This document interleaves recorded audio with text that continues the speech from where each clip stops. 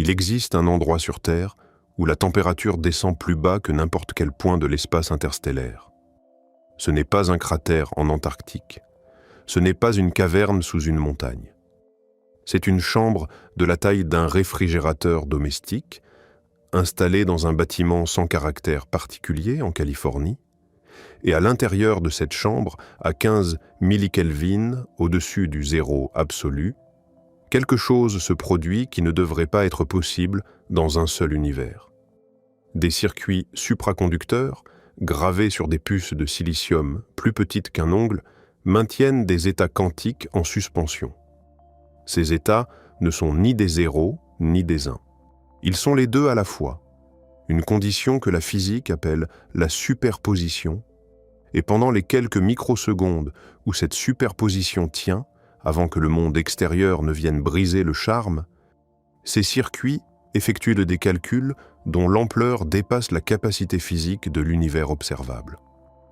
En 2019, 53 de ces circuits ont résolu un problème en 200 secondes. Le meilleur supercalculateur classique de la planète aurait mis des milliers d'années pour faire la même chose. Et la question que personne n'a posée assez fort ce jour-là est la seule qui compte vraiment. Si le calcul nécessite plus de chemins simultanés qu'il n'y a d'atomes dans le cosmos visible, alors où, exactement, le travail a-t-il été effectué? La réponse à cette question ne concerne pas l'informatique. Elle concerne la structure fondamentale de ce que vous appelez la réalité. Et elle va vous obliger à reconsidérer tout ce que vous pensiez savoir sur l'endroit où vous vous trouvez en ce moment. Pour comprendre ce qui se passe dans cette chambre froide, il faut d'abord comprendre ce qu'un ordinateur classique fait réellement quand il calcule. Votre téléphone, votre ordinateur portable, le supercalculateur le plus puissant du monde, tous fonctionnent selon le même principe fondamental. Ils manipulent des bits. Chaque bit est un interrupteur minuscule qui peut être dans l'une de deux positions, allumé ou éteint, 1 ou 0. Toute l'information que vous avez jamais envoyée, reçue, stockée ou consultée sur un appareil électronique a été réduite à des séquences de ces deux états. Une photographie est une longue chaîne de 0 et de 1. Une symphonie aussi. Un message à un ami. Un dossier médical. Le solde de votre compte en banque. Tout se réduit à des interrupteurs qui sont soit ouverts, soit fermés, et la puissance d'un ordinateur classique se mesure à la vitesse avec laquelle il peut manipuler ces interrupteurs. Les processeurs modernes exécutent des milliards d'opérations par seconde. Chaque opération est une manipulation d'interrupteurs selon des règles logiques précises. Et malgré cette vitesse stupéfiante, il existe des problèmes que même le plus rapide des ordinateurs classiques ne peut pas résoudre dans un temps raisonnable. Non pas parce que la machine est trop lente, mais parce que le nombre de possibilités à explorer croît de façon exponentielle avec la taille du problème. Doubler la taille du problème et le temps de calcul ne double pas. Il se multiplie par un facteur qui rend rapidement le calcul impossible, même si vous disposiez de chaque atome de l'univers comme composant d'un ordinateur. C'est une limite fondamentale, pas un manque d'ingéniosité. Un qubit est différent d'un bit de la même manière qu'un océan est différent d'un verre d'eau. Ce n'est pas une question de quantité, c'est une question de nature. Un qubit peut être un 0. Il peut être un 1. Ou il peut être les deux simultanément, maintenus dans un état de superposition où toutes les valeurs possibles coexistent jusqu'au moment de la mesure. Quand vous mesurez le qubit, la superposition s'effondre. Il devient un 0 ou un 1. Mais tant qu'il est en superposition, tant qu'aucun instrument ne l'observe, tant que l'univers lui-même n'a pas encore exigé qu'il choisisse, il est physiquement, mesurablement, opérationnellement les deux. Cette propriété est ce qui donne aux ordinateurs quantiques leur puissance. Mais le mot puissance est trompeur parce qu'il suggère la vitesse. Les ordinateurs quantiques ne sont pas des versions plus rapides des ordinateurs classiques, de la même manière qu'une voiture de sport est une version plus rapide d'une berline. La différence n'est pas de degrés. Elle est de nature. Un ordinateur classique résolvant un problème complexe travaille étape par étape, vérifiant une possibilité à la fois, se déplaçant séquentiellement à travers un espace de réponse potentiel. Un ordinateur quantique fait quelque chose qui n'a pas d'équivalent classique. Il explore toutes les réponses possibles simultanément. Si cette exploration vous fascine, un simple pouce en l'air et un abonnement nous aideraient immensément et nous encourageraient à poursuivre ce voyage ensemble. Chaque qubit ajoutait au système double le nombre d'états que la machine peut contenir à la fois. 10 qubits contiennent 1024 états simultanément.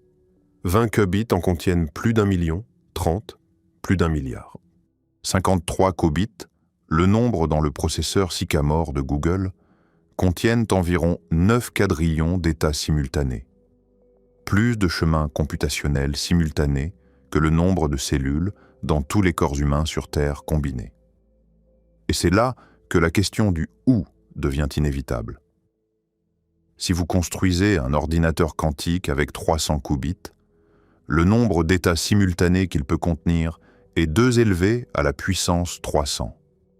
Écrivez ce nombre et il compte environ 90 chiffres. Ce nombre est plus grand que le décompte total d'atomes dans l'univers observable.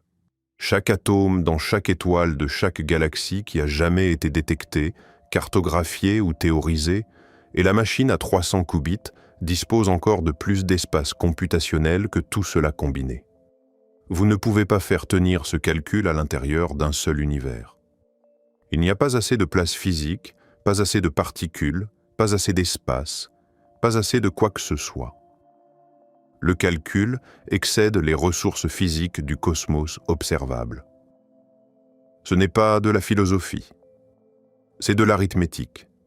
Si la machine nécessite plus d'états computationnels qu'il n'y a de particules dans l'univers observable pour les représenter, alors le calcul se produit quelque part qui n'est pas à l'intérieur de l'univers observable. Et la machine fonctionne. Elle donne des réponses correctes, vérifiées, reproductibles, qui correspondent aux prédictions de la théorie quantique avec une précision extraordinaire.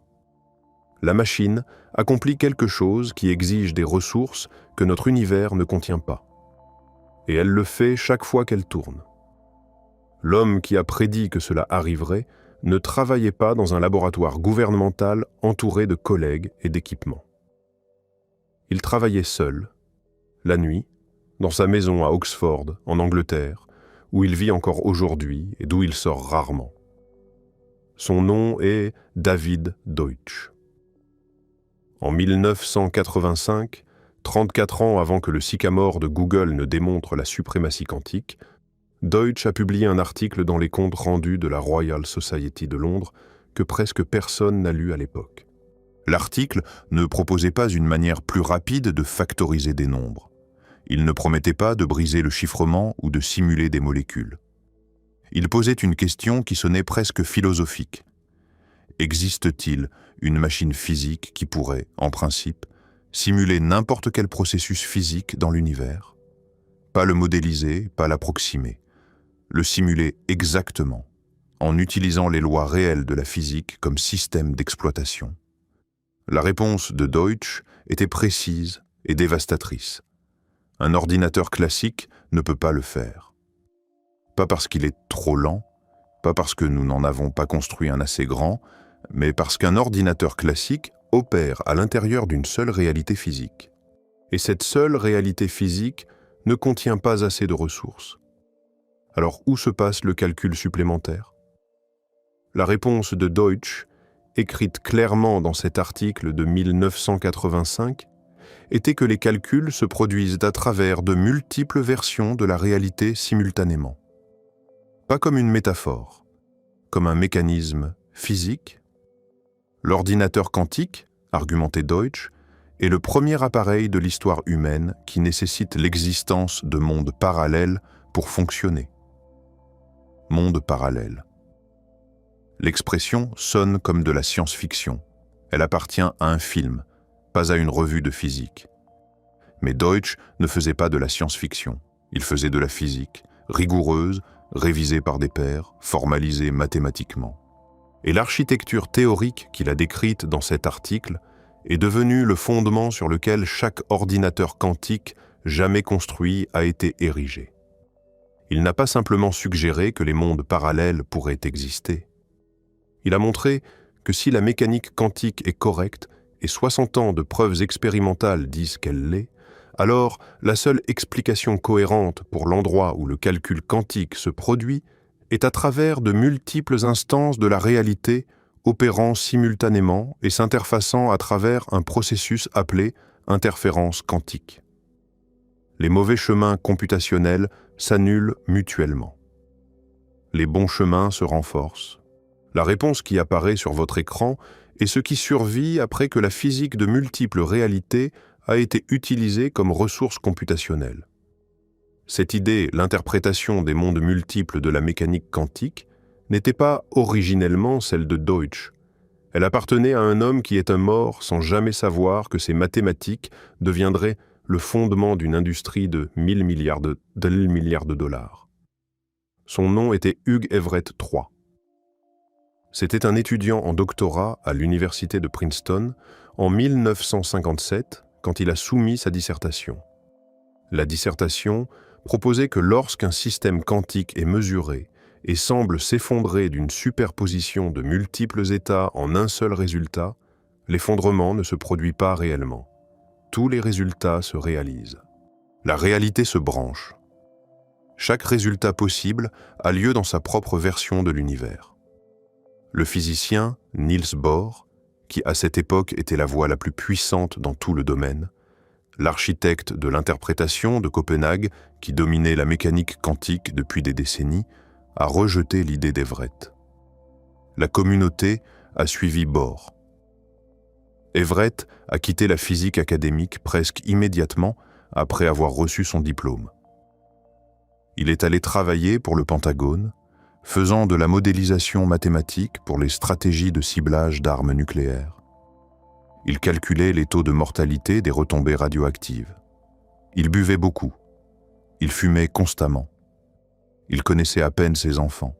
Il est mort d'une crise cardiaque en 1982 à l'âge de 51 ans sur son lit. Son fils Mark, qui deviendrait plus tard le chanteur principal d'un groupe de rock, a trouvé le corps. À sa propre demande, les restes d'Everett ont été incinérés et ses cendres jetées à la poubelle.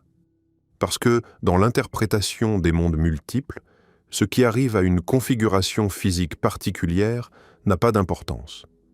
Quelque part, dans une branche, il est toujours vivant.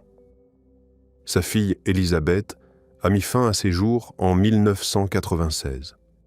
Un mot a été trouvé dans son sac disant qu'elle allait rejoindre son père dans un autre univers. L'interprétation des mondes multiples que Bohr a rejeté en 1957 est maintenant, selon qui vous interrogez, le cadre théorique dominant pour comprendre pourquoi les ordinateurs quantiques fonctionnent du tout.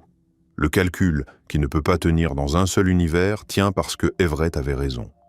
Il y a d'autres branches, et Deutsch a construit une machine qui les utilise. L'idée que tout l'établissement de la physique a rejetée pendant 30 ans s'est avérée être une exigence d'ingénierie. Les machines la nécessitent. Elles ne fonctionnent pas sans elles. Chaque ordinateur quantique dans chaque chambre réfrigérée de chaque laboratoire sur Terre est un testament physique aux mathématiques d'un homme qui a été enterré à la poubelle à sa propre demande, oublié par le domaine auquel il avait tenté de contribuer, rappelé maintenant parce que la technologie lui a donné raison. Réfléchissez à ce que cela signifie. Nous avons construit une machine qui fonctionne en atteignant des versions parallèles de la réalité et en extrayant des ressources computationnelles d'endroits que nous ne pouvons pas observer, que nous ne pouvons pas visiter, que nous ne pouvons pas photographier. La machine ne se soucie pas que vous croyiez aux univers parallèles. Elle tourne, elle donne des réponses, et les réponses sont correctes. Avant que tout cela ne soit construit, quelqu'un a dû expliquer comment. Pas où le calcul se produit. Nous en avons discuté. Pas pourquoi il est puissant. Nous en avons discuté aussi. Mais comment ? Quel est le mécanisme physique réel par lequel un ordinateur quantique prend un problème avec plus de réponses possibles, qu'il n'y a d'atomes dans l'univers observable, et retourne un seul résultat correct ? La réponse à cette question est venue de Richard Feynman. Et c'est à mon avis l'idée la plus belle et la plus troublante de toute cette histoire. En 1982, Feynman a donné une conférence au MIT où il a fait une observation qui semble simple, mais contient une révolution entière. Feynman a souligné que les ordinateurs classiques ne peuvent pas simuler efficacement les systèmes quantiques. Pas parce qu'ils sont trop lents, parce que le problème croît exponentiellement avec le nombre de particules. Simulez un électron et vous devez suivre 2 états probabiliaux des possibles. Simulez 2 électrons et vous en avez besoin de 4. 10 électrons, 1024. 20 électrons, plus d'1 million. 30 électrons, plus d'1 milliard. 100 électrons et le nombre d'états que vous devez suivre dépasse le nombre d'atomes dans l'univers observable.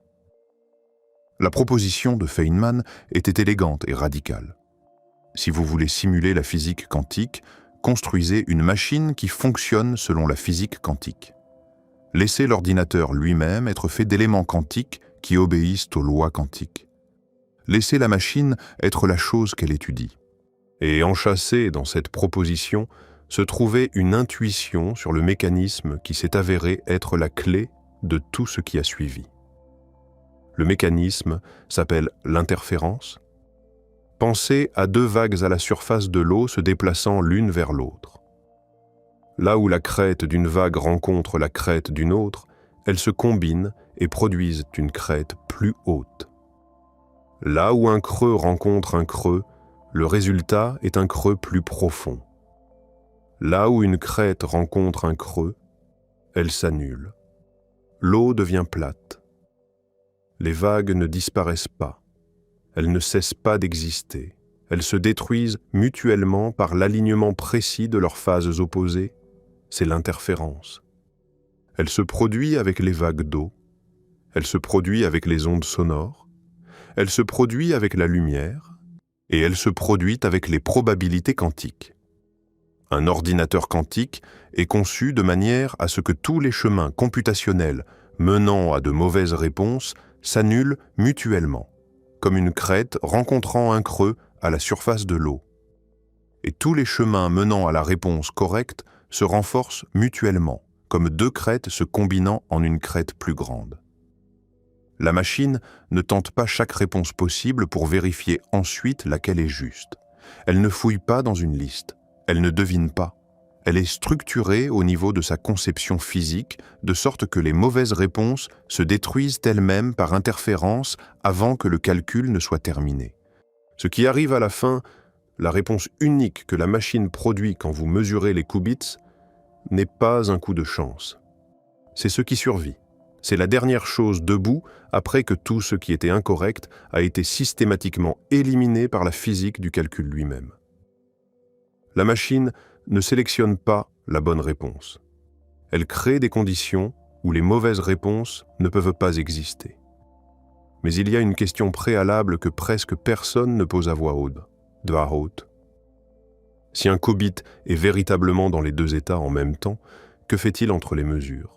Quand aucun instrument ne l'observe, quand la boîte est scellée, quand l'univers lui-même n'a pas encore exigé de réponse définitive, que se passe-t-il dans cet espace entre la question et le résultat?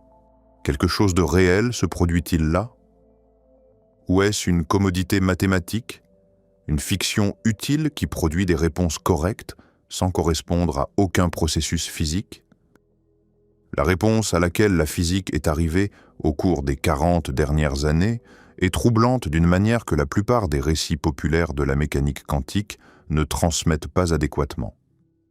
La réponse est que l'intervalle est réel.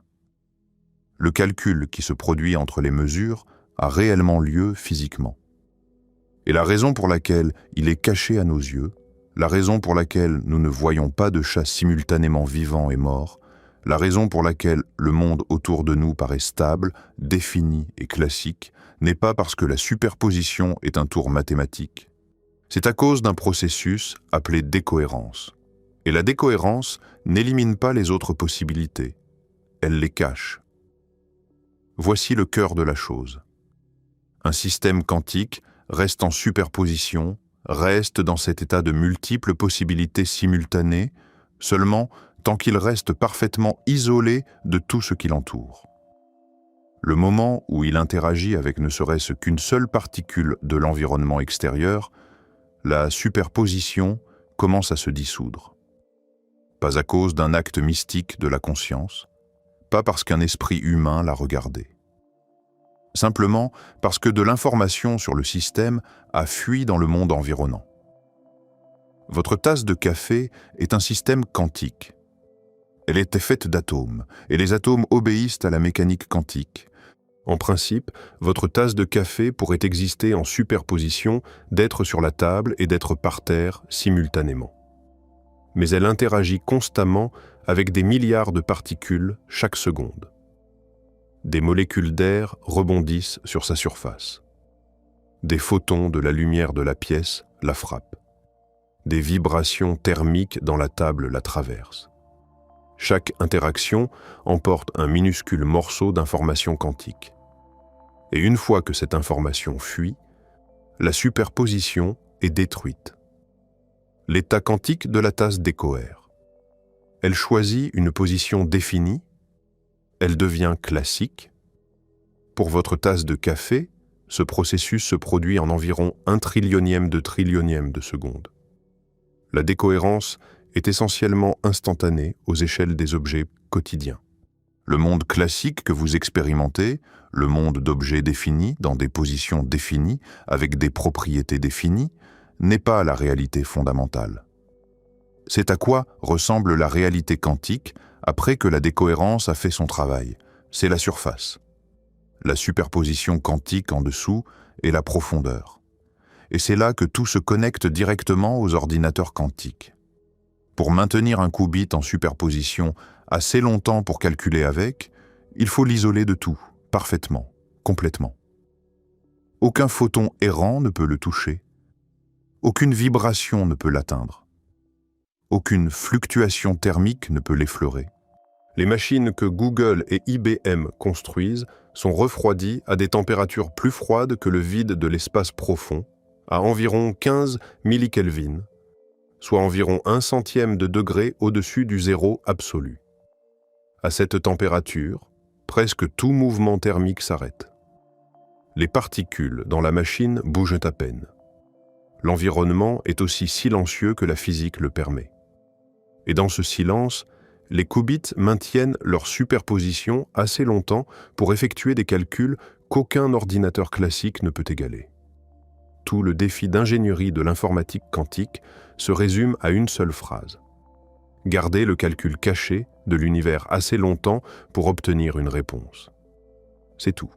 Chaque système cryogénique, chaque bouclier électromagnétique, chaque chambre à vide, chaque plateforme d'isolation vibratoire dans chaque laboratoire d'informatique quantique sur Terre existe dans un seul but. Empêcher l'environnement de regarder les qubits avant que le calcul ne soit terminé. Parce que le moment où l'environnement regarde, le moment où une seule particule du monde environnant interagit avec le qubit et emporte ne serait-ce qu'un bit d'information quantique, la superposition s'effondre. Le calcul est ruiné. La réponse est perdue. Nous construisons des machines dont les opérations les plus puissantes se produisent derrière un mur qui sépare notre branche de la réalité des branches qui font le travail. Nous cachons délibérément nos calculs les plus conséquents de l'univers observable. Et la chose qui rend le mur nécessaire, la décohérence, le processus par lequel l'information quantique fuit dans l'environnement et les superpositions s'effondrent, est le même processus qui fait que le monde a l'air classique, solide et défini pour vous en ce moment. La raison pour laquelle vous voyez un monde au lieu de plusieurs est la même raison pour laquelle l'ordinateur quantique doit être plus froid que l'espace. La décohérence. Le mur entre les mondes. En 1935, un physicien nommé Erwin Schrödinger s'est assis pour écrire ce qu'il croyait être le mot final contre la mécanique quantique. Il n'essayait pas de contribuer à la théorie, il essayait de la détruire. La théorie produisait des résultats qui correspondaient aux expériences avec une précision extraordinaire depuis plus d'une décennie.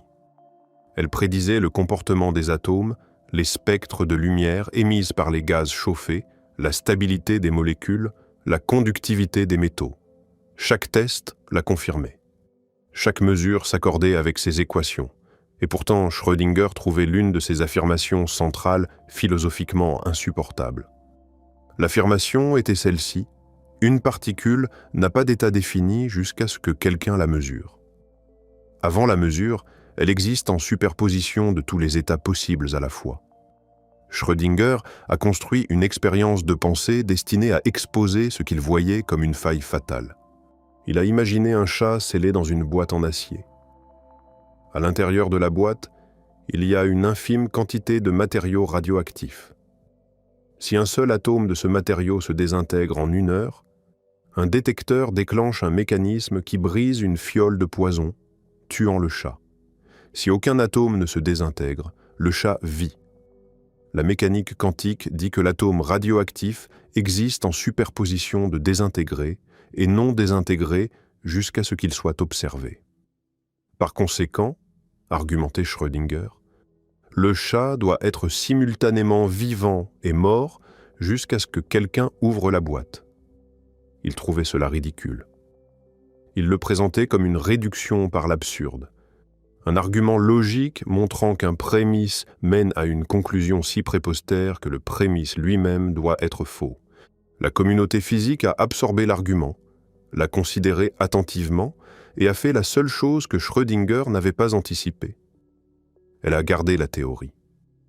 Pas parce qu'elle pensait que des chats vivants et morts étaient censés, mais parce que chaque expérience, chaque mesure, chaque prédiction testée confirmait que la mécanique quantique était correcte.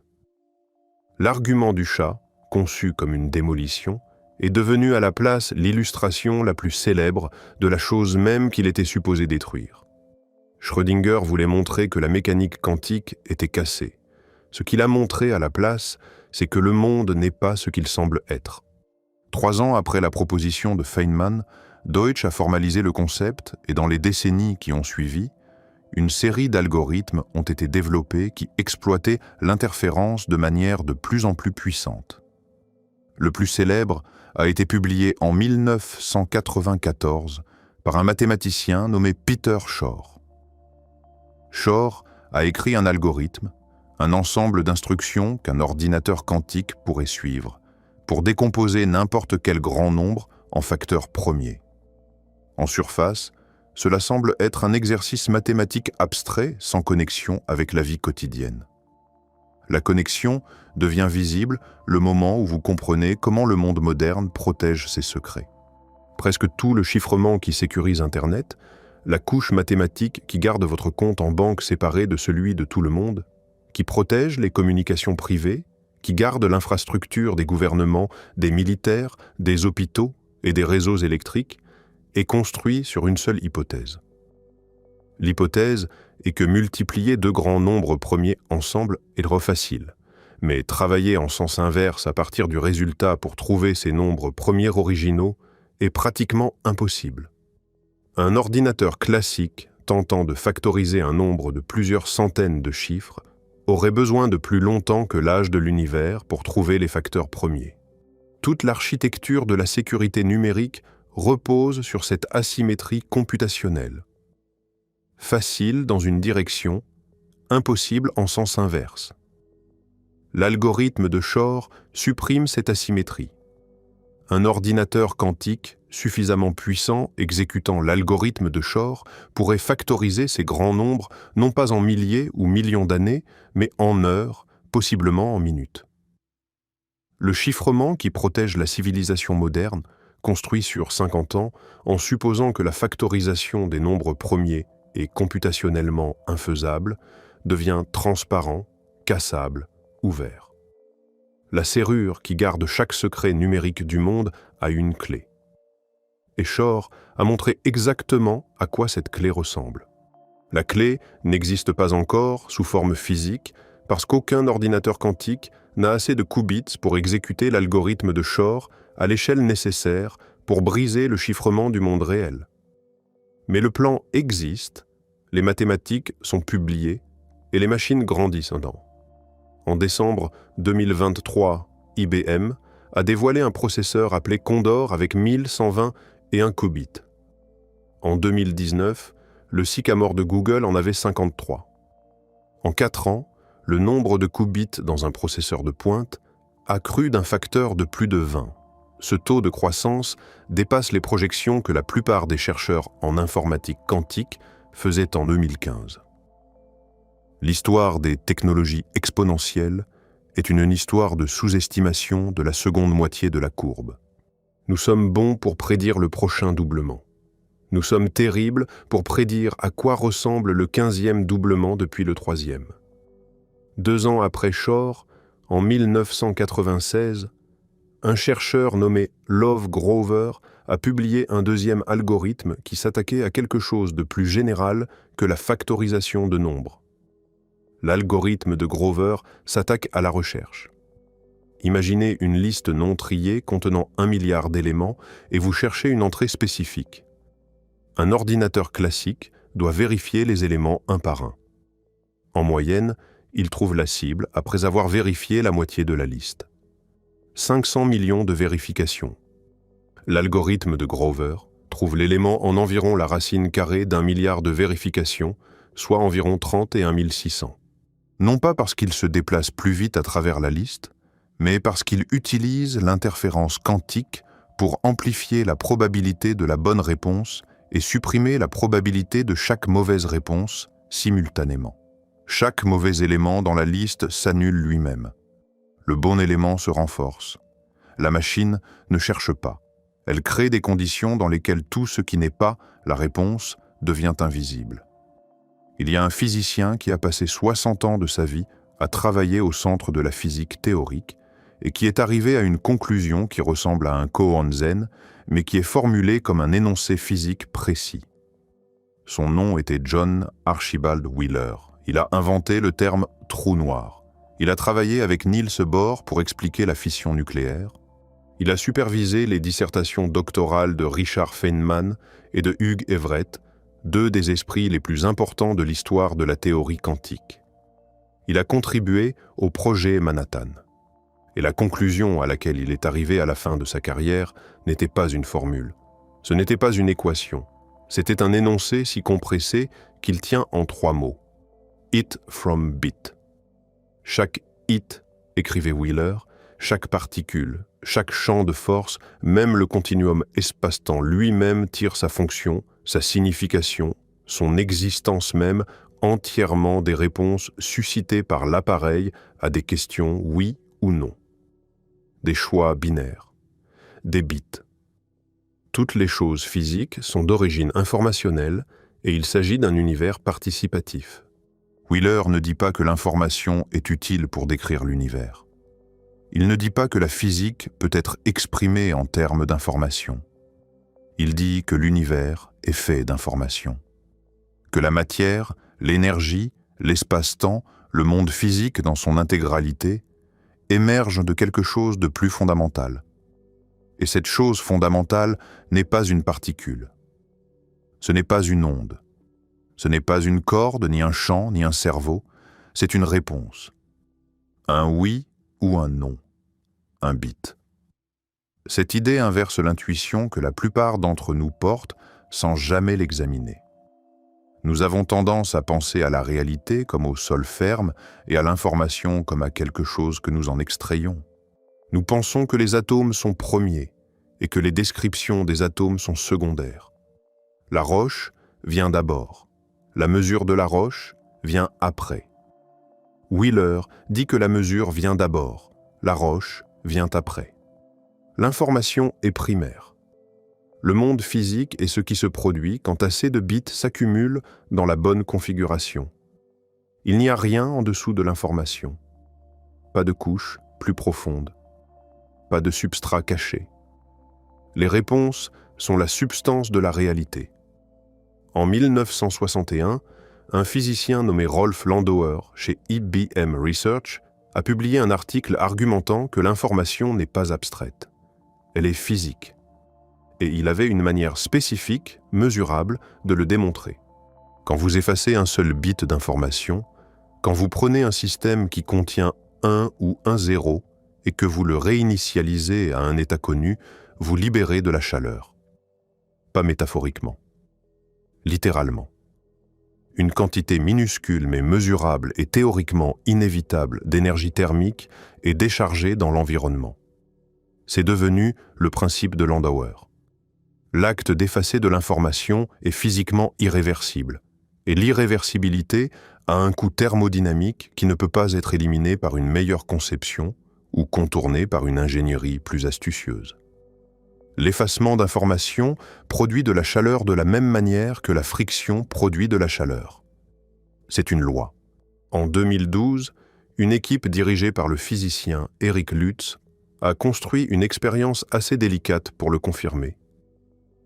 Ils ont piégé une seule particule microscopique dans un puits créé par des faisceaux laser focalisés, l'ont manipulé pour effacer un bit d'information et ont mesuré la chaleur libérée. Le résultat correspondait à la formule de Landauer. L'information a un poids. L'information a une température. L'information a un coût physique qui est inscrit dans les lois de la thermodynamique. Supprimer un fait sur l'univers libère de l'énergie dans l'univers. L'information n'est pas une description du monde physique. Elle fait partie du monde physique. L'intuition de Wheeler, formulée en 1990, a été confirmée dans un laboratoire en 2012. Maintenant, connectez cela aux ordinateurs quantiques. Si l'univers est fait d'informations, alors un appareil qui manipule l'information au niveau physique le plus fondamental ne modélise pas la réalité. Il ne simule pas la réalité. Il opère sur le substrat réel à partir duquel la réalité est construite. Chaque calcul qu'un ordinateur quantique effectue est une intervention dans le tissu informationnel de l'univers lui-même. Ce n'est pas une description poétique. Si Wheeler a raison, c'est une description littérale. L'ordinateur quantique n'est pas un outil qui travaille au sein de la réalité. C'est un outil qui travaille sur la réalité. Au niveau où la réalité est assemblée à partir de réponses oui et non, l'ordinateur quantique ajoute ses propres réponses à la conversation. Il y a un fil qui connecte l'univers informationnel de Wheeler à l'informatique quantique et que la plupart des gens n'ont jamais entendu discuter en dehors des séminaires de physique théorique avancée. Il s'appelle le principe holographique et il suggère que la relation entre l'information et le monde physique est encore plus étrange que ce que Wheeler avait imaginé. Dans les années 1990, deux physiciens, Gerard T. Hooft et Leonard Susskind, travaillant indépendamment, sont arrivés à une conclusion qui semble, à la première rencontre, ne pas pouvoir être prise littéralement.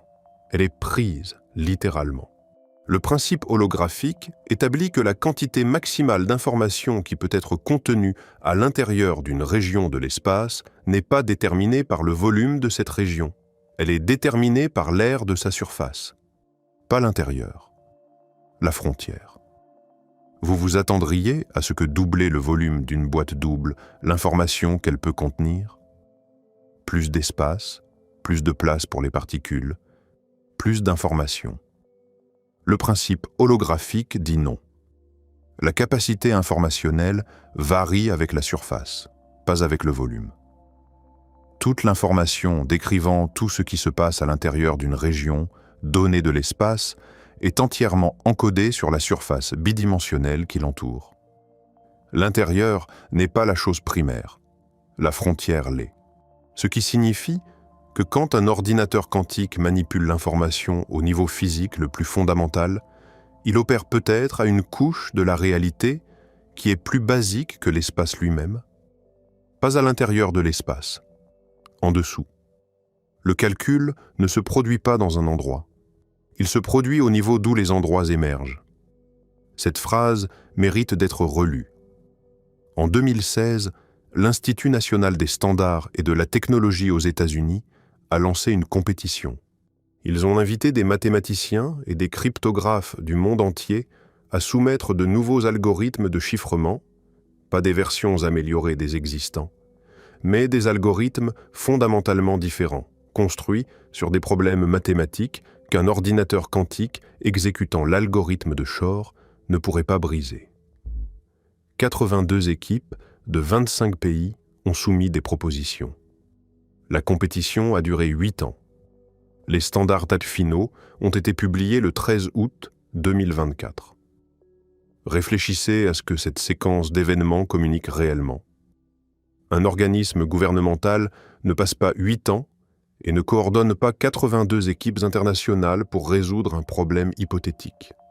Il ne publie pas de standards contraignants pour une menace qui n'existe qu'en théorie. Le message implicite à l'intérieur de toute la structure de cette compétition est celui-ci. Les personnes ayant accès aux informations classifiées sur l'état du matériel quantique croient que la menace est réelle, qu'elle arrive, et qu'elle arrive sur un calendrier qui nécessite une action maintenant. Pas dans 50 ans, maintenant. Il y a un terme que les gens en cryptographie utilisent pour l'écart entre quand les machines quantiques deviennent capables de briser le chiffrement actuel et quand le nouveau chiffrement est réellement installé partout. Le concept s'appelle « récolter maintenant, déchiffrer plus tard ». L'idée est simple. Vous n'avez pas besoin d'un ordinateur quantique aujourd'hui pour voler les secrets de demain. Vous collectez les données chiffrées maintenant. Vous les stockez. Vous attendez. Les données reposent sur des serveurs, sur des disques durs, dans des archives. Elles sont chiffrées. Elles sont illisibles. Elles sont sûres selon les standards d'aujourd'hui. Et puis, à un moment dans le futur, quand un ordinateur quantique suffisamment puissant pour exécuter l'algorithme de Shor à l'échelle nécessaire devient disponible, vous faites passer les données stockées à travers. Le chiffrement s'ouvre. Les données deviennent lisibles. Chaque courriel, chaque transaction, chaque communication classifiée, chaque dossier médical, chaque secret d'État, tout ce qui a été chiffré avec les algorithmes que Shor a prouvés cassables en 1994 devient transparent. Pas dans le futur, maintenant. Parce que les données ont déjà été collectées. La serrure s'ouvrira. La seule question est quand. Mais la menace cryptographique, aussi alarmante soit-elle, n'est que l'expression la plus concrète de quelque chose de plus profond. La vraie histoire de l'impact de l'informatique quantique n'est pas ce qu'elle peut casser, c'est ce qu'elle peut voir. L'algorithme de Grover ne s'applique pas seulement aux bases de données, il s'applique à la reconnaissance de motifs, à la découverte de structures cachées dans les données, à l'identification de corrélations qu'aucun système classique ne pourrait détecter parce que l'espace de recherche classique est trop vaste et les motifs trop subtils. Un ordinateur quantique, exécutant l'algorithme de Grover à travers un ensemble de données suffisamment grand, ne trouve pas juste ce que vous cherchez plus vite. Il trouve des choses dont vous ne saviez pas qu'elles étaient là. La découverte de médicaments. L'interaction entre une molécule candidate et un récepteur protéique implique des effets de mécanique quantique que les ordinateurs classiques ne peuvent pas pleinement simuler. Le nombre de configurations moléculaires possibles pour un seul candidat médicament, interagissant avec un seul site récepteur, dépasse la capacité computationnelle de chaque supercalculateur classique sur Terre combinée. Les ordinateurs quantiques, construits sur la même physique qui gouverne les interactions moléculaires, peuvent simuler ces systèmes nativement. Pas par approximation. En exécutant les mêmes règles quantiques que les molécules elles-mêmes obéissent. L'intuition originale de Feynman, de 1982, était précisément celle-ci. Si vous voulez simuler la physique quantique, construisez une machine qui fonctionne selon la physique quantique. Le potentiel de réduire les délais de développement de médicaments de décennies à années, d'identifier des composés thérapeutiques que le criblage classique ne trouverait jamais, de simuler des processus biologiques au niveau moléculaire avec une fidélité quantique complète, représente une transformation aussi fondamentale que l'invention du microscope. La science des matériaux. Les propriétés d'un matériau, sa conductivité, sa résistance, sa température de supraconductivité, sa capacité à stocker de l'énergie, sont déterminées par le comportement de mécanique quantique de ces électrons. Concevoir un nouveau matériau avec des propriétés spécifiques désirées nécessite actuellement des années d'essais et d'erreurs expérimentaux, parce que la simulation quantique du comportement des électrons dans un réseau cristallin est computationnellement intraitable pour les machines classiques. Un ordinateur quantique pourrait simuler ces systèmes directement, prédire les propriétés de matériaux qui n'ont jamais été synthétisés, identifier des supraconducteurs qui opèrent à température ambiante, concevoir des batteries avec des densités d'énergie qui transforment l'économie de l'énergie renouvelable, la modélisation climatique.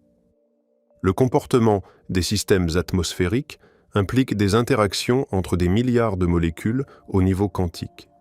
Les modèles climatiques actuels sont forcés d'utiliser des approximations et des moyennes parce que la simulation quantique complète de la chimie atmosphérique est au-delà de la portée classique. Les ordinateurs quantiques pourraient y modéliser ces interactions avec une fidélité qui révèle des dynamiques invisibles aux simulations actuelles, identifiant potentiellement des points de basculement, des boucles de rétroaction et des stratégies d'atténuation que les modèles d'aujourd'hui ne peuvent pas résoudre. Et puis il y a les applications auxquelles personne n'a encore pensé. C'est la partie qui mérite le plus d'attention et qui en reçoit le moins. Chaque technologie véritablement transformative de l'histoire a produit des conséquences que ses créateurs n'avaient pas anticipées. Les inventeurs de l'imprimerie n'ont pas prévu la réforme protestante. Les concepteurs d'Internet n'ont pas prédit les réseaux sociaux. Les ingénieurs qui ont construit le premier transistor n'ont pas imaginé qu'il mènerait à un appareil dans chaque poche contenant plus de puissance de calcul que le programme Apollo. Les applications qui définiront l'informatique quantique, celles qui remodèleront les économies et les institutions et l'expérience quotidienne d'être en vie, n'ont pas encore été conçues. Elles viendront de l'intersection de la capacité quantique avec des problèmes que nous ne considérons pas actuellement comme résolubles. Les machines grandissent. En 2019, 53 qubits. En 2023, 1121. En 2024, Microsoft a annoncé le premier qubit topologique. Un qubit protégé des erreurs, non pas par l'ingénierie, mais par la géométrie de l'espace lui-même. Un qubit qui est stable, non pas parce qu'il est protégé, mais parce que l'information qu'il porte n'a pas de localisation unique. Elle existe dans la relation entre des particules qui peuvent être physiquement séparées. Une erreur devrait corrompre les deux emplacements simultanément pour détruire l'information. Le bruit environnemental ordinaire ne peut pas le faire. Le qubit devient stable parce qu'il n'est nulle part en particulier. Ce n'est plus un défi d'ingénierie. C'est un nouveau type d'objet, une chose dont la propriété déterminante est distribuée à travers l'espace d'une manière qui n'a pas d'analogue classique. La croissance n'est pas linéaire. Elle n'est même pas proprement exponentielle. C'est quelque chose de plus complexe, piloté par des avancées simultanées en matériel, en correction d'erreurs, en conception d'algorithmes, et par le volume même d'investissement se déversant dans le domaine de la part de gouvernements et de corporations qui comprennent ce qui est en jeu. La Chine a lancé un satellite quantique. L'Europe a financé un programme quantique d'1 milliard d'euros. Les États-Unis ont adopté le National Quantum Initiative Act. Chaque grande entreprise technologique sur Terre a une division d'informatique quantique. La course n'est pas à venir. La course est là. Et la ligne d'arrivée n'est pas un ordinateur plus rapide. La ligne d'arrivée est la capacité de manipuler l'information au niveau où la réalité est assemblée. Un physicien du MIT, nommé Seth Lloyd, a calculé en 2006 quelque chose qui met un nombre sur tout ce dont nous avons discuté. Il a calculé la capacité computationnelle de l'univers observable. La réponse est approximativement 10 puissance 120 opérations effectuées au cours de l'intégralité des 13,8 milliards d'années d'histoire du cosmos. Chaque électron, chaque photon, chaque quark effectuant ces interactions quantiques est, dans le cadre de Lloyd, en train d'exécuter une opération computationnelle. L'univers n'est pas comme un ordinateur, il en est un. Il tourne depuis le Big Bang, utilisant chaque interaction physique comme une étape dans un calcul dont la sortie est la réalité que vous expérimentez en ce moment. Maintenant, placez nos ordinateurs quantiques dans ce tableau. Nous construisons des appareils qui opèrent selon les mêmes principes physiques que le propre calcul de l'univers.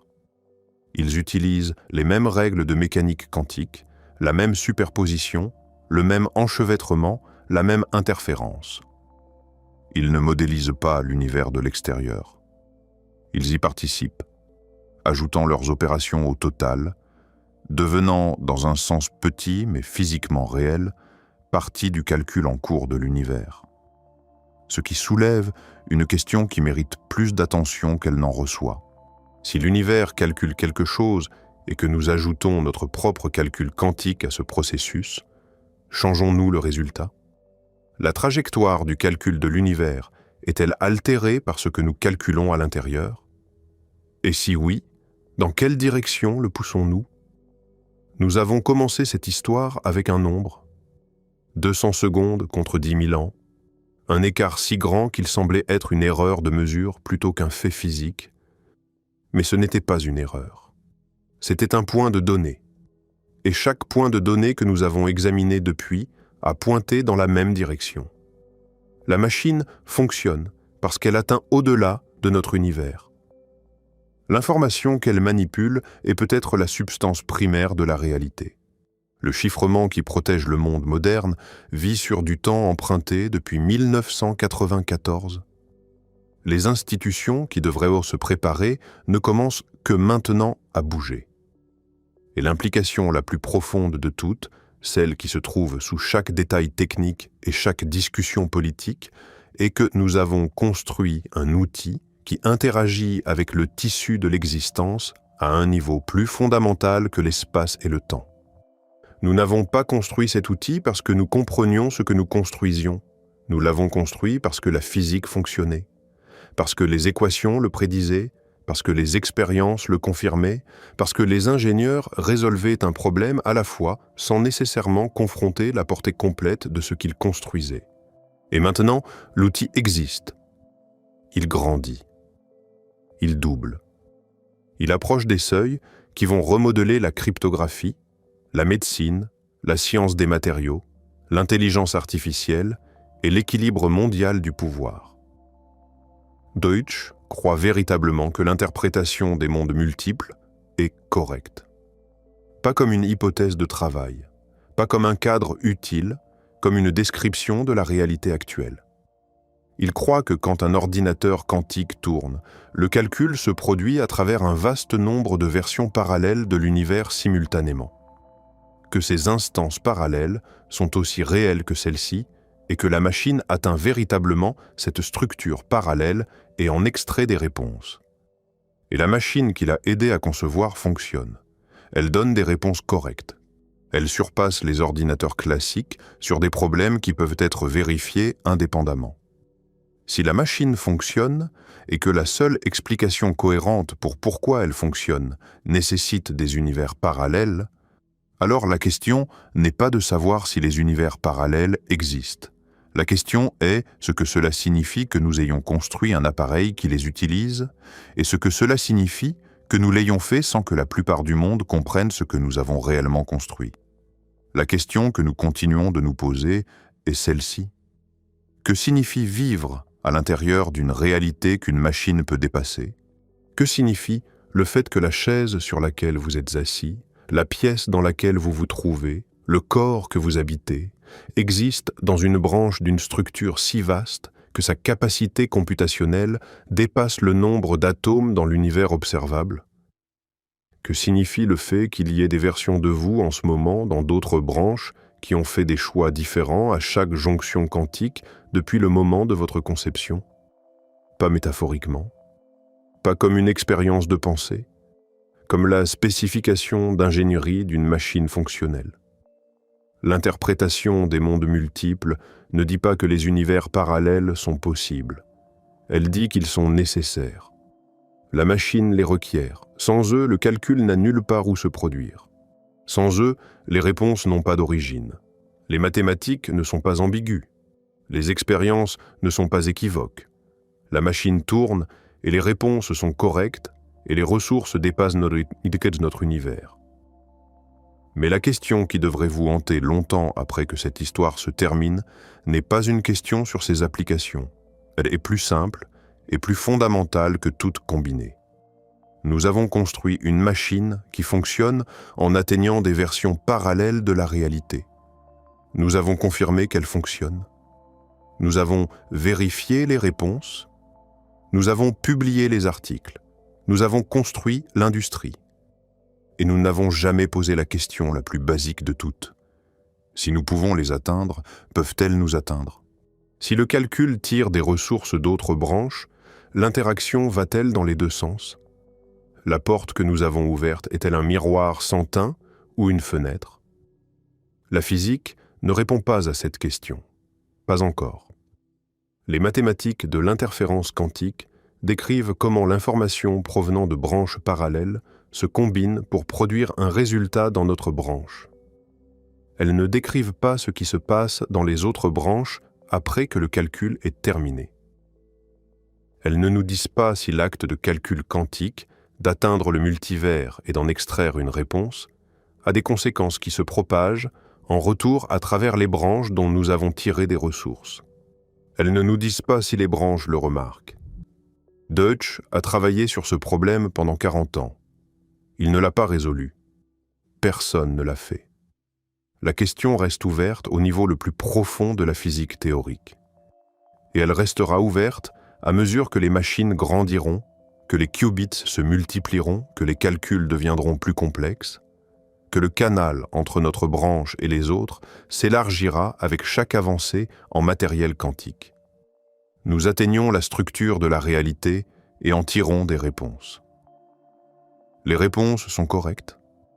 La machine fonctionne. Et quelque part, dans l'espace entre la question et la réponse, dans l'intervalle où le calcul se produit et où l'interférence élimine les mauvais chemins et où le bon chemin survit, quelque chose se produit que nous n'avons pas encore appris à décrire. Quelque chose qui implique chaque version de la machine dans chaque branche de la réalité, coordonnant leurs opérations à travers la physique de l'interférence pour produire un seul résultat qui arrive sur un écran dans un laboratoire de notre monde. La machine tourne en ce moment, dans des chambres réfrigérées plus froides que l'espace, dans des laboratoires financés par des gouvernements et des entreprises, dans des programmes de recherche classifiés et non classifiés. Elle tire des réponses d'endroits que nous ne pouvons pas voir. Elle utilise l'architecture de la réalité comme ressource computationnelle. Et elle grandit. Ce que fait une civilisation quand elle découvre que l'outil le plus puissant qu'elle ait jamais construit fonctionne en atteignant au-delà de la frontière de tout ce qu'elle peut observer. Que signifie être une espèce qui peut toucher le multivers mais ne peut pas le voir? Qui peut l'utiliser mais ne peut pas le visiter? Qui peut en extraire mais ne peut pas savoir ce qu'il prend en retour? La machine tourne. La porte est ouverte. Et la seule chose honnête à dire est que nous ne savons pas ce qui se trouve de l'autre côté. Nous savons seulement que les réponses continuent de revenir et que jusqu'ici, elles ont été correctes. Jusqu'ici. Il y a un aspect de cette histoire que les récits populaires omettent presque toujours, et c'est peut-être le plus étrange de tous. L'enchevêtrement quantique. En 1935, la même année où Schrödinger a imaginé son chat, Einstein a publié un article avec 2 collègues, Boris Podolsky et Nathan Rosen, qui identifiaient un phénomène qu'il considérait si absurde qu'il l'appelait « action fantôme à distance ». Le phénomène est celui-ci. Quand 2 particules quantiques interagissent d'une certaine manière, elles deviennent enchevêtrées. À partir de ce moment, leurs propriétés sont corrélées d'une manière qui n'a pas d'équivalent dans le monde classique. Mesurez l'état de l'une, et vous connaissez instantanément l'état de l'autre, peu importe la distance qui les sépare. Pas à la vitesse de la lumière. Instantanément. Placez une particule enchevêtrée sur Terre et envoyez l'autre à l'autre bout de la galaxie. Mesurez celle qui est sur Terre. Au même instant, pas une nanoseconde plus tard, pas un millionième de seconde après, au même instant précis, l'autre particule adopte l'état corrélé correspondant à 100 000 années-lumière de distance. Einstein détestait cette idée. Il pensait qu'elle prouvait que la mécanique quantique était incomplète, qu'il devait y avoir des variables cachées, des propriétés prédéterminées que les particules portaient avec elles depuis leur interaction initiale, comme deux gants mis dans des boîtes séparées. Ouvrez une boîte et trouvez un gant gauche, vous savez immédiatement que l'autre boîte contient un gant droit. Pas de magie, juste de l'information préexistante. En 1964, un physicien irlandais nommé John Bell a démontré mathématiquement que cette explication par les variables cachées est fausse. Bell a dérivé une inégalité, un test mathématique que toute théorie à variables cachées locales devait satisfaire. La mécanique quantique prédit une violation de cette inégalité. Et les expériences menées pour la première fois par Alain Aspect à Paris en 1982, puis avec une rigueur croissante dans les décennies suivantes, ont confirmé la violation de manière catégorique. Les particules enchevêtrées ne portent pas de propriétés préexistantes. Elles n'ont littéralement pas d'état défini jusqu'à ce qu'une mesure soit effectuée. Et quand la mesure est effectuée sur l'une, l'autre répond instantanément. Pas de signal transmis, pas de mécanisme de communication, pas de délai mesurable. L'enchevêtrement est le tissu connectif du multivers dans l'interprétation des mondes multiples. Quand deux qubits sont enchevêtrés dans un ordinateur quantique, ils partagent un état quantique commun. Mesurer l'un affecte instantanément l'autre. Cette corrélation est ce qui permet aux ordinateurs quantiques de coordonner des calculs à travers un nombre vertigineux de chemins computationnels simultanés. Sans enchevêtrement, un ordinateur quantique serait simplement une collection de qubits indépendants. Avec l'enchevêtrement, il devient quelque chose d'entièrement différent. Un réseau de corrélation qui lie ensemble toutes les branches de la computation, permettant à l'interférence de fonctionner à travers l'ensemble du système, dirigeant les mauvaises réponses vers l'annulation et les bonnes vers le renforcement.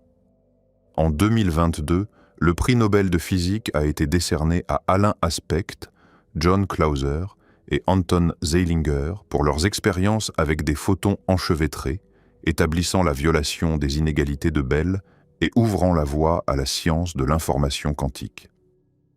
C'était la première fois que le comité Nobel reconnaissait explicitement que l'enchevêtrement quantique n'est pas seulement un phénomène théorique, c'est une ressource exploitable.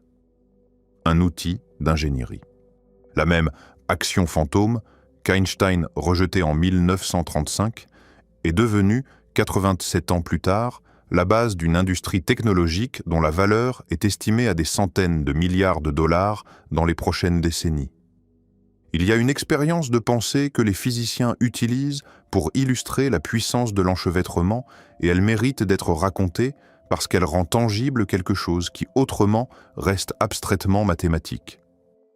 Imaginez que vous avez un problème qui nécessite de chercher à travers un labyrinthe gigantesque avec 1 milliard de couloirs. Un ordinateur classique devrait explorer chaque couloir un par un, tournant à chaque intersection, revenant en arrière quand il rencontre un cul-de-sac, avançant quand le chemin continue. En moyenne, il trouverait la sortie après avoir exploré la moitié des couloirs.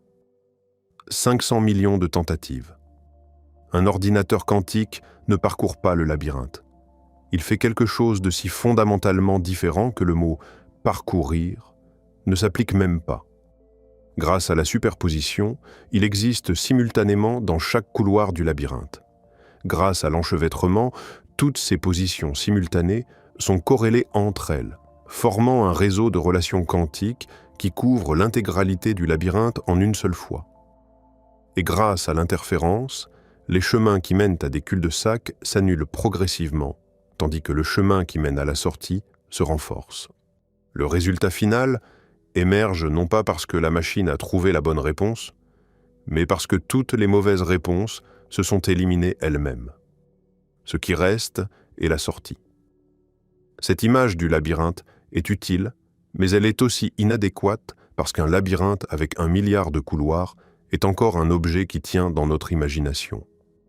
Les vrais problèmes que les ordinateurs quantiques peuvent résoudre impliquent des espaces de recherche tellement vastes qu'aucune image mentale ne peut les contenir. Un espace avec 2 puissance 300 configurations possibles est un espace qui dépasse non seulement notre intuition, mais la capacité physique de notre univers observable à le représenter. Chaque atome de chaque étoile, de chaque galaxie, dans chaque direction, ne suffirait pas à énumérer les possibilités. Et pourtant, la machine explore cet espace, en tire une réponse, et la réponse est correcte. Le mécanisme par lequel elle le fait, l'interférence quantique opérant à travers des qubits enchevêtrés en superposition, est le même mécanisme que celui par lequel l'univers lui-même traite l'information au niveau le plus fondamental. La machine ne triche pas. Elle parle la langue maternelle de la réalité. Il y a un danger concret et immédiat que cette technologie pose, au-delà de la menace cryptographique que nous avons déjà couverte, et il concerne l'intelligence artificielle. Les réseaux neuronaux qui alimentent les systèmes d'IA modernes sont essentiellement des machines d'optimisation. Ils cherchent des motifs dans d'immenses ensembles de données, ajustant des millions ou des milliards de paramètres pour minimiser une fonction d'erreur.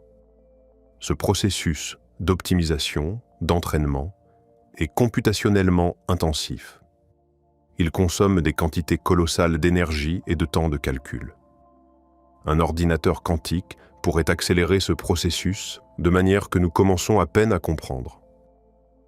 Des algorithmes quantiques d'apprentissage automatique sont déjà en développement. Certains exploitent la superposition pour explorer simultanément de vastes espaces de paramètres. D'autres utilisent l'enchevêtrement pour capturer des corrélations dans les données que les algorithmes classiques ne peuvent pas détecter. D'autres encore combinent les deux pour créer des architectures d'apprentissage entièrement nouvelles qui n'ont pas d'équivalent classique. Les implications sont doubles et contradictoires. D'un côté, l'IA quantique pourrait résoudre des problèmes que l'IA classique ne peut pas toucher.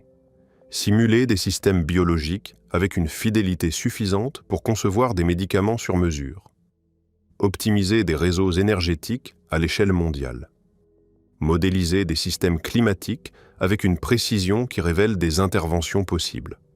De l'autre côté, une IA accélérée par des ordinateurs quantiques pourrait devenir si puissante qu'elle dépasse notre capacité à la comprendre, à la contrôler ou même à prédire son comportement.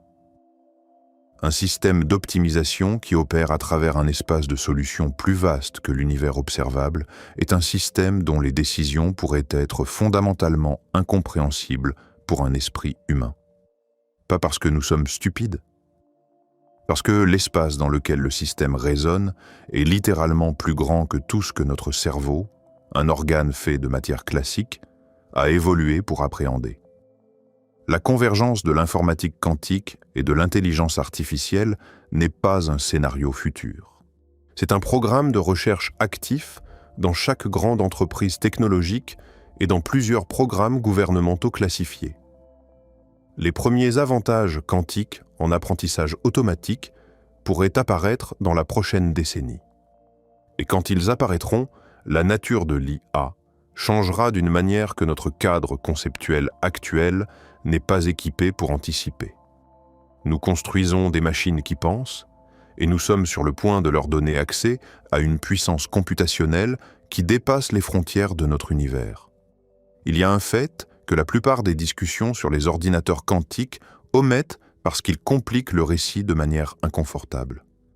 Les ordinateurs quantiques font des erreurs, beaucoup d'erreurs. Un qubit est un objet extraordinairement fragile. La moindre perturbation, une vibration microscopique, un photon errant, une fluctuation thermique presque imperceptible peut faire basculer un qubit de son état prévu et corrompre l'ensemble du calcul. Le taux d'erreur d'un qubit physique dans les machines actuelles est d'environ 1% par opération. Cela semble petit. Ce n'est pas petit. Un calcul impliquant des milliers d'opérations sur des dizaines de qubits accumule des erreurs si rapidement que le résultat final peut être dénué de sens. comparez cela aux ordinateurs classiques, dont le taux d'erreur par opération est d'environ 1 sur 1 milliard de milliards. La fiabilité classique est si extraordinaire que vous ne pensez jamais aux erreurs de calcul dans votre téléphone. Elles sont si rares qu'elles pourraient ne jamais se produire pendant toute la durée de vie de l'appareil.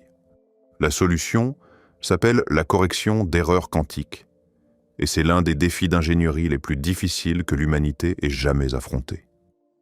L'idée est d'utiliser plusieurs qubits physiques pour encoder un seul qubit logique dont le taux d'erreur était beaucoup plus bas. Les informations sont réparties à travers un groupe de qubits physiques de manière à ce que si l'un d'entre eux commet une erreur, les autres puissent la détecter et la corriger. Le coût est énorme. Pour chaque qubit logique corriger des erreurs, il faut entre 1000 et 10 000 qubits physiques selon le taux d'erreur et le schéma de correction utilisé. Un ordinateur quantique capable d'exécuter l'algorithme de Shor à l'échelle nécessaire pour briser le chiffrement du monde réel nécessiterait environ 4000 qubits logiques. À raison de 1000 qubits physiques par qubit logique, cela fait 4 millions de qubits physiques. Nous en avons actuellement environ 1000. L'écart est un facteur de 4000. Cela semble décourageant jusqu'à ce que vous vous rappeliez la trajectoire. En 2019, nous en avions 53.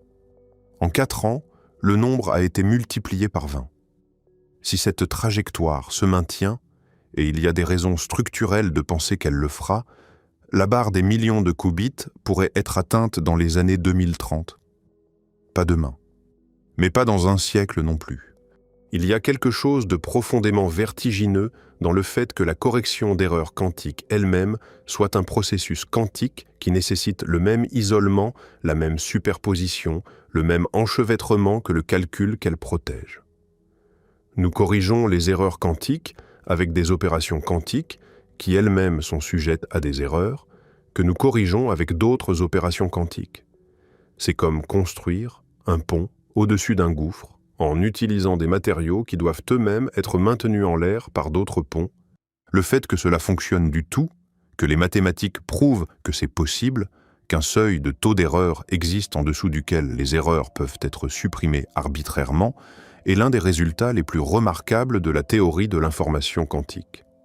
En 1996, un physicien nommé Peter Shor, le même Shor qui a inventé l'algorithme de factorisation, a démontré le premier code de correction d'erreurs quantiques fonctionnel. Il a montré que 9 qubits physiques pouvaient encoder un seul qubit logique de manière à corriger n'importe quelle erreur affectant un seul qubit du groupe. Depuis, les schémas de correction d'erreurs sont devenus beaucoup plus sophistiqués. Le code de surface, développé principalement par des équipes en Australie et aux États-Unis, est actuellement le favori pour les premières implémentations à grande échelle. Il arrange les qubits sur une grille bidimensionnelle et utilise des mesures de stabilisateurs pour détecter et corriger les erreurs sans jamais observer directement les qubits de données, ce qui détruirait leur superposition.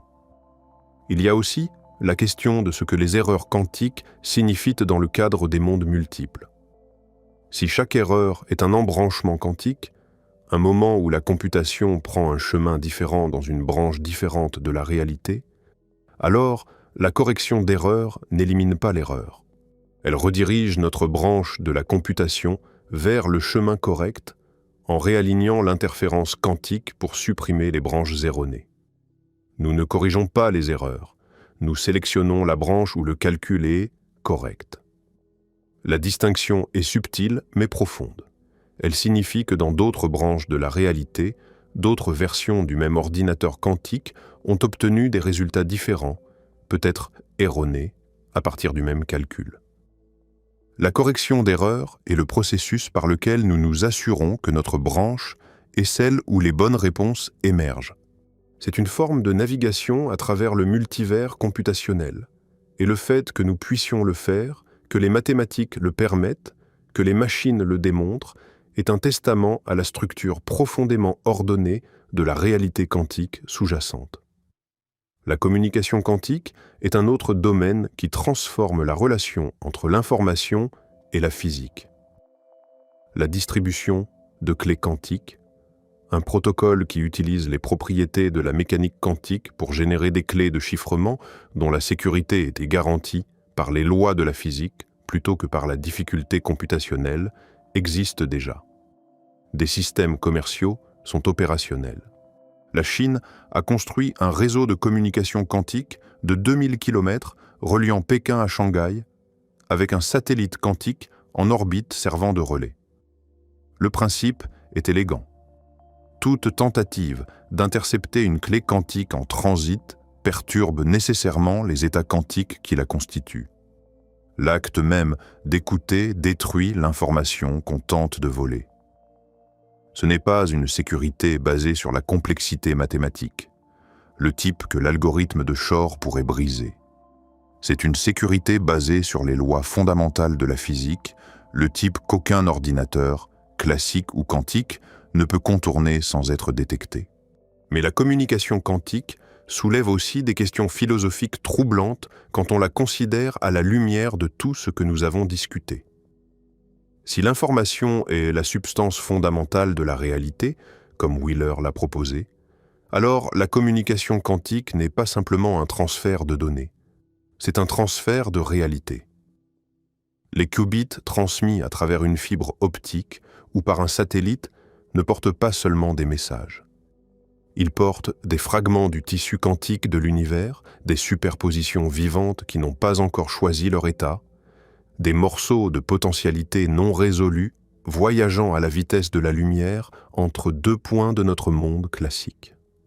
Quand le destinataire mesure les qubits reçus, la superposition s'effondre. L'information se cristallise en un résultat défini. Et quelque part dans le multivers, les branches correspondant à tous les autres résultats possibles continuent leur existence parallèle, silencieuse, inaccessible, mais réelle. La question de la conscience dans tout cela est peut-être la plus vertigineuse et certainement la plus spéculative. Mais elle mérite d'être posée parce qu'elle se trouve au carrefour de tout ce que nous avons exploré. Si l'univers est informationnel à son niveau le plus fondamental, si la décohérence est ce qui fait qu'un monde parmi une infinité de mondes possibles apparaît solide et défini pour un observateur, si un observateur est lui-même un système quantique composé de milliards d'atomes, chacun obéissant aux lois de la mécanique quantique. Alors qu'est-ce que la conscience ? Est-elle le processus par lequel une branche de la réalité se perçoit elle-même ? Est-elle l'expérience subjective d'être à l'intérieur d'un calcul cosmique en cours d'exécution ? Le physicien Roger Penrose a proposé que la conscience pourrait être liée à des effets de gravité quantique dans les microtubules des neurones du cerveau. L'anesthésiste Stuart Hameroff a développé cette idée dans un modèle appelé ORC-OR, qui suggère que la conscience résulte de réductions objectives orchestrées de la fonction d'onde dans ces structures cellulaires. Le modèle est controversé. La plupart des neuroscientifiques le rejettent. Beaucoup de physiciens le considèrent spéculatif au-delà de ce que les données supportent. Mais le fait même que la question soit posée sérieusement par des scientifiques respectés et que les instruments pour la tester approchent de la sensibilité nécessaire est significatif. Si la conscience est un phénomène quantique, même partiellement, alors nous sommes non seulement des observateurs de la réalité quantique, mais des participants actifs dans le processus qui fait que la réalité se solidifie autour de nous. Wheeler l'a dit clairement. C'est un univers participatif. Nous ne regardons pas le cosmos de l'extérieur. Nous sommes à l'intérieur du calcul. Et chaque acte d'observation, chaque mesure, chaque décision qui résout une superposition en un résultat défini est une contribution au processus par lequel l'univers se calcule lui-même dans l'existence. L'ordinateur quantique n'est alors pas simplement une machine que nous avons construite, c'est un miroir. Un miroir qui nous montre, pour la première fois avec une clarté technique, ce que nous avons toujours été. Des processeurs d'information intégrés dans un univers informationnel, participant à un calcul dont les résultats constituent la réalité que nous expérimentons, vivant dans une branche parmi une infinité de branches, chacune aussi réelle que la nôtre, chacune contenant une version de nous qui a fait d'autres choix, chacune invisible à nos yeux parce que la décohérence a construit un mur entre nous et elle.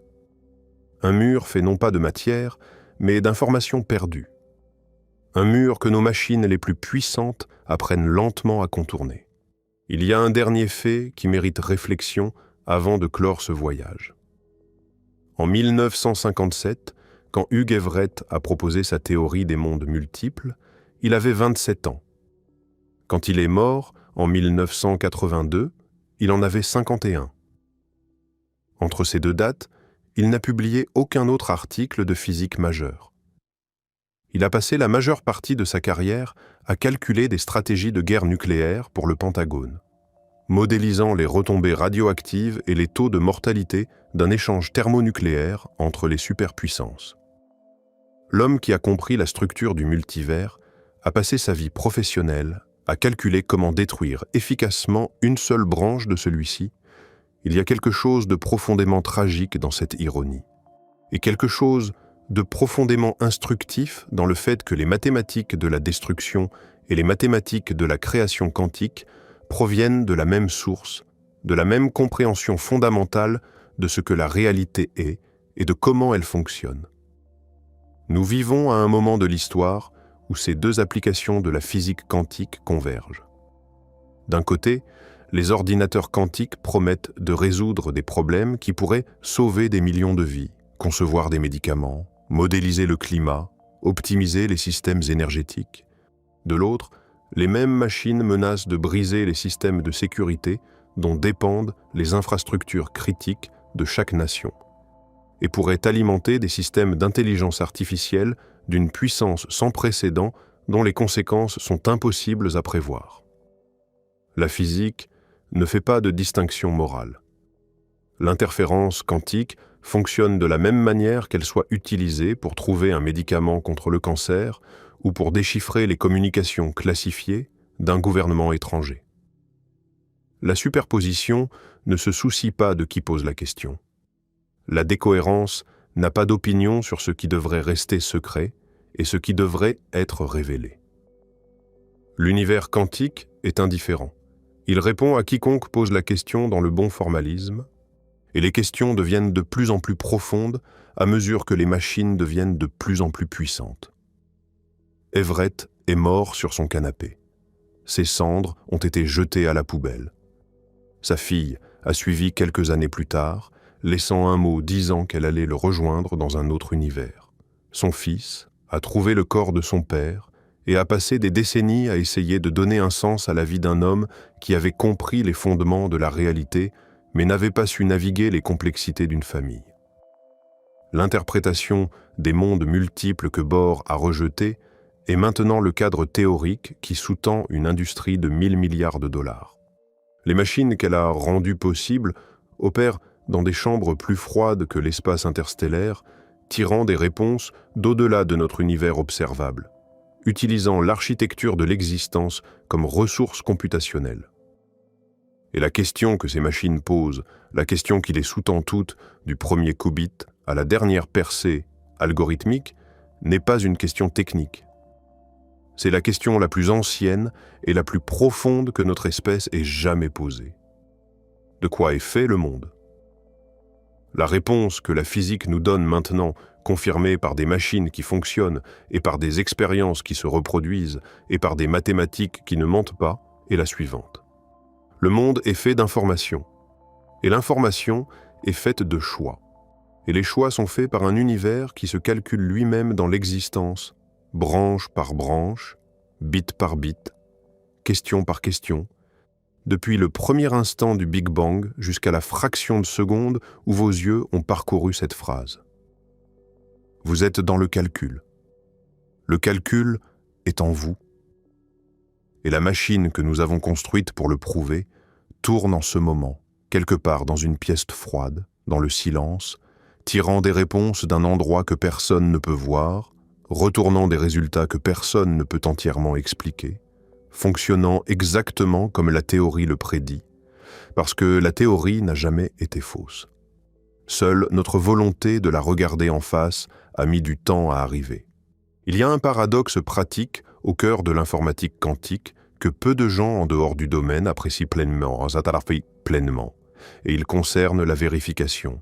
Comment savez-vous qu'un ordinateur quantique a donné la bonne réponse? Si le problème est si difficile qu'aucun ordinateur classique ne peut le résoudre dans un temps raisonnable, comment vérifiez-vous le résultat?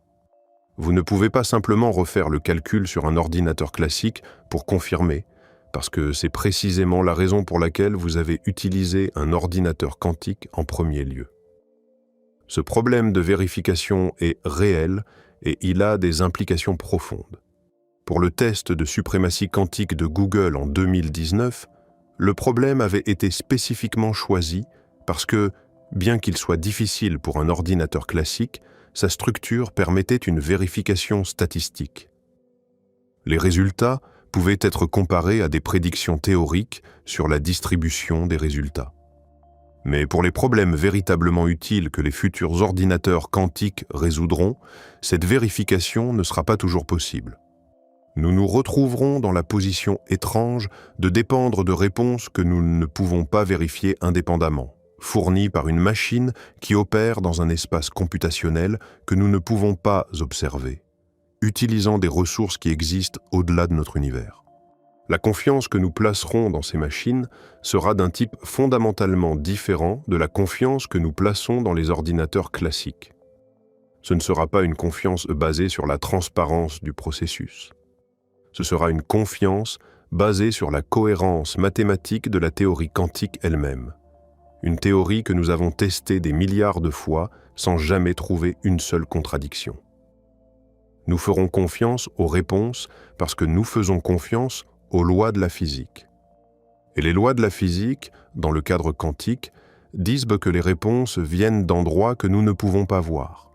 Il y a aussi la question de la simulation quantique, distincte du calcul quantique général, et elle est peut-être plus proche de transformer notre monde que l'informatique quantique universelle.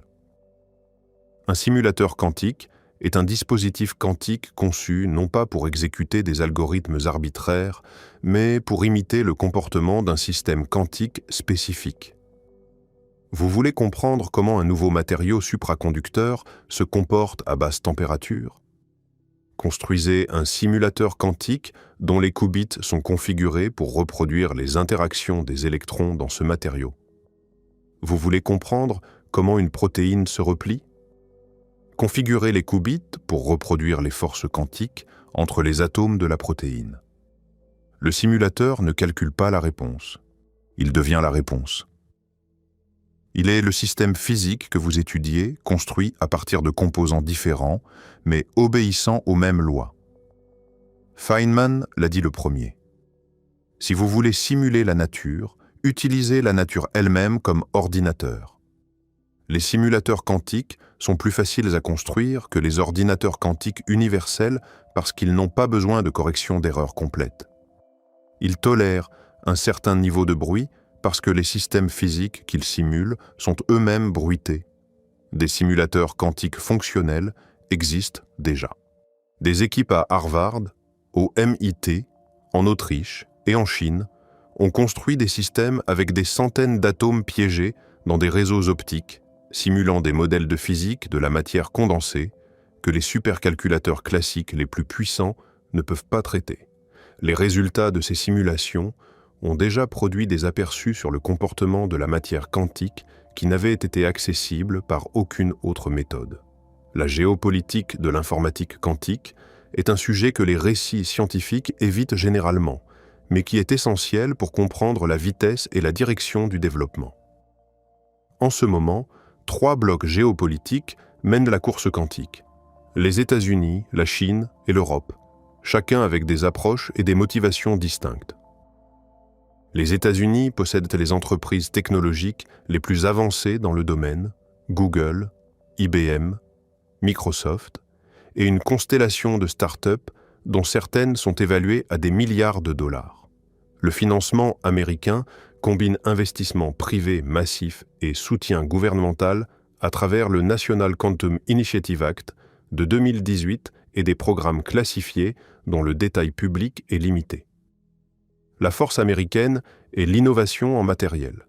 avec les processeurs supraconducteurs les plus avancés du monde. La Chine a adopté une stratégie différente.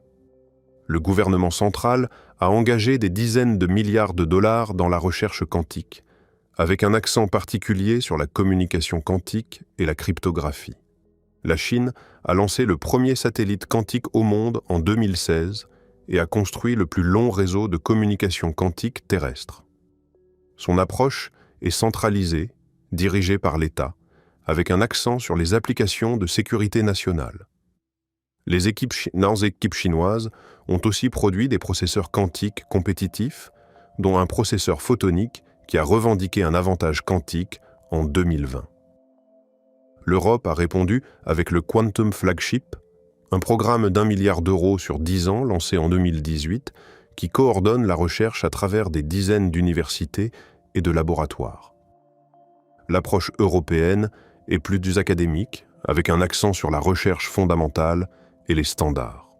La force européenne réside dans la théorie et dans certaines niches de matériel, notamment les pièges à ions et les processeurs à semi-conducteurs.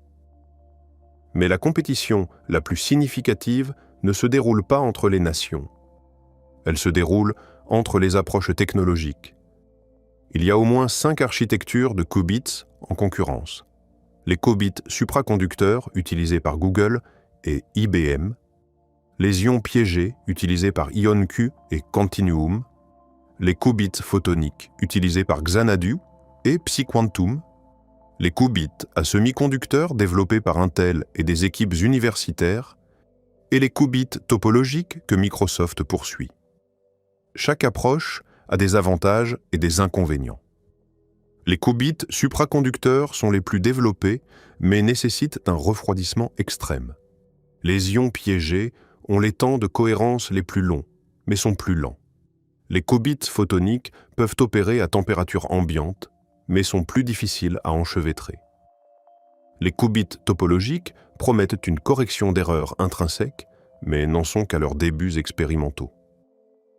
Le vainqueur de cette compétition technologique déterminera non seulement quelle architecture domine, mais aussi quel pays ou quelle alliance contrôle l'accès aux calculs les plus puissants jamais réalisés par l'humanité. Il y a un concept en informatique quantique qui est rarement discuté publiquement, mais qui est d'une importance capitale pour comprendre où nous en sommes réellement. Ce concept s'appelle l'avantage quantique pratique, et il est distinct de la suprématie quantique que Google a revendiquée en 2019. La suprématie quantique signifie qu'un ordinateur quantique a résolu un problème spécifique plus vite qu'aucun ordinateur classique ne le pourrait. Mais le problème résolu par Sycamore était artificiel, conçu pour être facile pour une machine quantique et difficile pour une machine classique, sans aucune application pratique. L'avantage quantique pratique est différent. Il signifie qu'un ordinateur quantique résout un problème réel, un problème que quelqu'un veut réellement résoudre, plus efficacement qu'aucune méthode classique connue. Nous n'y sommes pas encore. Le consensus parmi les chercheurs est que l'avantage quantique pratique pour des problèmes commercialement significatifs est encore à 5 ou 15 ans. Mais les candidats pour le premier avantage pratique sont déjà identifiés. La simulation de molécules pour la conception de médicaments, l'optimisation de portefeuilles financiers, la logistique de chaînes d'approvisionnement complexes, la modélisation de risques pour les assurances, l'entraînement de certains types de modèles d'apprentissage automatique. Chacun de ces domaines implique des problèmes d'optimisation combinatoire dont la complexité croît exponentiellement avec la taille. Exactement le type de problème où les ordinateurs quantiques excellent en théorie. La transition de la suprématie quantique à l'avantage quantique pratique est le moment où cette technologie cessera d'être une curiosité de laboratoire et deviendra un outil économique. Le jour où un fonds d'investissement utilisera un ordinateur quantique pour identifier une stratégie de trading impossible à découvrir classiquement. Le jour où une entreprise pharmaceutique utilisera un simulateur quantique pour identifier un candidat médicament qu'aucun criblage classique n'aurait trouvé. Le jour où un réseau électrique sera optimisé par un algorithme quantique d'une manière qui réduit les émissions de carbone d'un pourcentage mesurable. Ce jour-là, l'informatique quantique cessera d'être un sujet de discussion pour physiciens et deviendra un sujet de discussion pour économistes, stratèges militaires, régulateurs et dirigeants d'entreprises. Et ce jour approche à une vitesse que la plupart des gens sous-estiment, parce que nous sous-estimons toujours la seconde moitié d'une courbe exponentielle. Il reste une image qui mérite d'être gravée dans l'esprit avant de quitter ce voyage. Imaginez que vous êtes debout au bord d'un océan la nuit. L'eau est noire. Le ciel est noir. Vous ne pouvez pas voir l'horizon. Vous ne pouvez pas voir le fond. Vous savez que l'océan est là parce que vous entendez les vagues. Vous sentez l'air salé. Vous percevez l'immensité devant vous sans pouvoir la mesurer. Maintenant, imaginez qu'on vous donne un instrument. Un petit appareil lumineux, pas plus grand qu'une lanterne, qui vous permet de projeter un faisceau dans l'eau et de voir, pendant une fraction de seconde, quelques mètres de profondeur. Vous voyez des formes, des mouvements, des structures que vous n'auriez jamais soupçonnées depuis la surface. Puis, la lumière s'éteint et l'océan redevient noir. Mais vous savez maintenant. Vous savez que sous la surface, il y a un monde entier, un monde structuré, dynamique, peuplé de choses que vous ne pouvez pas voir à l'œil nu. L'ordinateur quantique est cette lanterne. L'océan est la réalité quantique, le multivers, le substrat informationnel dont émerge le monde classique que vous percevez au quotidien. Chaque calcul quantique est un bref éclat de lumière projeté dans la profondeur. Chaque résultat correct qui revient est une confirmation que la profondeur est si réelle, qu'elle est structurée, qu'elle contient des ressources que notre branche de la réalité ne possède pas à elle seule. Et chaque avancée en matériel quantique, chaque qubit supplémentaire, chaque amélioration en correction d'erreurs rend la lanterne un peu plus puissante, le faisceau un peu plus profond, la vision un peu plus claire. Nous n'en sommes qu'au début. La lanterne est faible. Le faisceau est étroit. La profondeur que nous avons sondée est infinitésimale comparée à ce qui se trouve en dessous.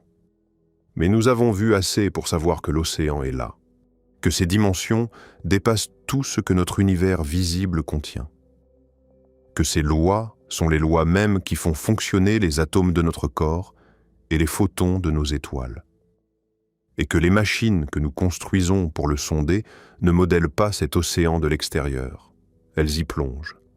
Le physicien John Wheeler, à la fin de sa vie, aimait dessiner un œil sur un tableau noir. L'œil regardait en arrière vers l'univers dont il était issu. L'univers, à travers l'œil, se regardait lui-même. C'était sa manière de représenter la participativité de la réalité. L'observateur n'est pas séparé de ce qu'il observe, il en fait partie. L'acte d'observation est un acte de création. Chaque mesure quantique est un moment où l'univers se cristallise en un fait concret à partir d'un brouillard de possibilités. Et nous, êtres faits de matière quantique, vivant dans un monde façonné par la décohérence, construisant des machines qui replongent dans le brouillard quantique pour en extraire des réponses, nous sommes les yeux par lesquels l'univers se regarde. Nous sommes le calcul qui se comprend lui-même. Et l'ordinateur quantique est le premier instrument que nous ayons jamais construit, qui nous montre, avec une clarté technique impitoyable, que c'est exactement ce que nous avons toujours été. Des fragments de l'univers qui ont appris à poser des questions à l'univers. Et les réponses continuent de revenir. Plus étranges, plus profondes et plus correctes que tout ce que nous avions imaginé. La machine tourne, le calcul continue. Et l'océan, sous la surface noire, attend que la lanterne devienne assez puissante pour révéler ce qui se trouve dans ses profondeurs les plus lointaines. Ce jour viendra. La seule question est de savoir si nous serons prêts pour ce que nous verrons.